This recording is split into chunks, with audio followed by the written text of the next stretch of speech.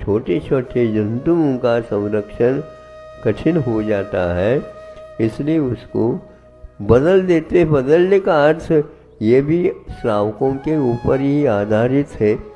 जैसे महाराज ने कहा, यह हिंसा परक उत्पादन नहीं है किंतु अहिंसा परक है।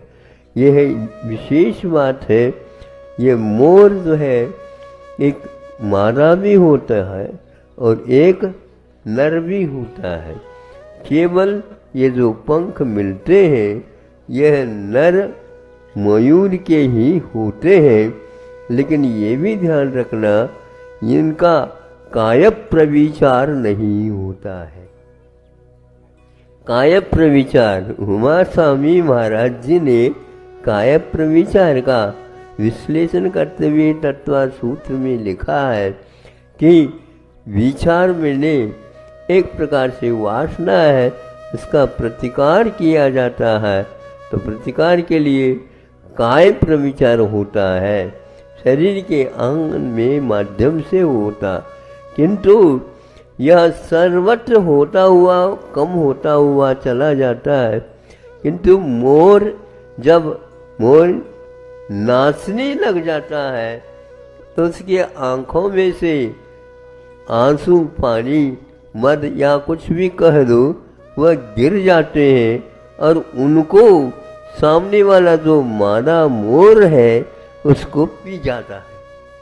तो उसके पीने से उसका गर्भ रह जाता है, ऐसा सुना था। इसीलिए मुनि महाराजों के हाथ में वो आती है पीछे। ऐसा तो नहीं कह सकते, लेकिन यह भी कुछ कारण होगा। सभी प्राणियों में विचार होते हुए भी इसमें यह एकमात्र अपवाद है। तो इस प्रकार इस संयम के रक्षण के लिए ये लेते हैं। श्रावक भी इसी के अनुगमन करते रहते हैं। वे भी कहाँ रहते मालूम है?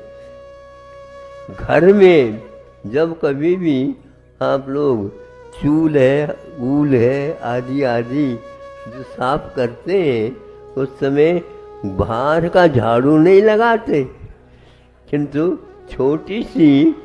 ऐसी छोटी सी झाड़ू रहे जिसमें ये अपने छींक या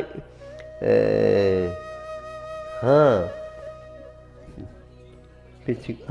कुंची जिसको बोलते हैं, हाँ बहुत छोटी सी रहती है और वह जूट की रहती है। अब आ गया जन, वह जूट की रहती है, तो उसके माध्यम से कर लेते हैं।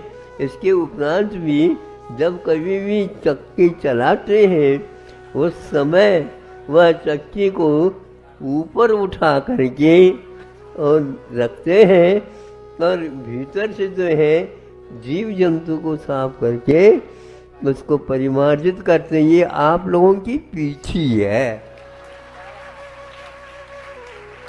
उसको काम में लिया करो। हाँ, हमारी पीछे मांग रहे हो तो घर में नहीं रह सकोगी। हाँ, जल्दी जल्दी बाहर आना पड़ेगा, उसको कर लो। इसके उपरांत भी जब वह इतने सूक्ष्म देखते रहते हैं जीव जंतु वहाँ पर न आए और हमारा आटा परिशुद्ध बना रहे।